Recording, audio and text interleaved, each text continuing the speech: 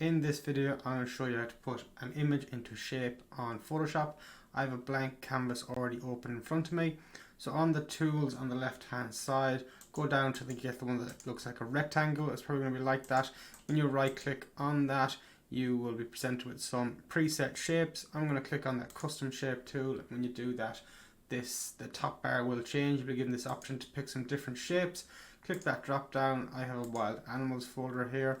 I'm going to bring click on whatever one you want there and then draw it on your canvas. That's an elephant there.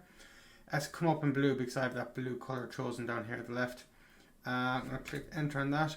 I do have an image open in another file in Photoshop, and I'll click and drag that layer into my canvas where I have the shape in. So what's important here is the order of the layers in the tree here. The image layer needs to be above the shape, and just right click on the image layer, create clipping mask, and there you have it. The image is in the shape. So it's that easy. It's very simple to do. When you start doing more shapes and more images within the one file, just be careful and make sure you keep track of your layers and the order they're in. Best to name them, and that makes it a lot easier.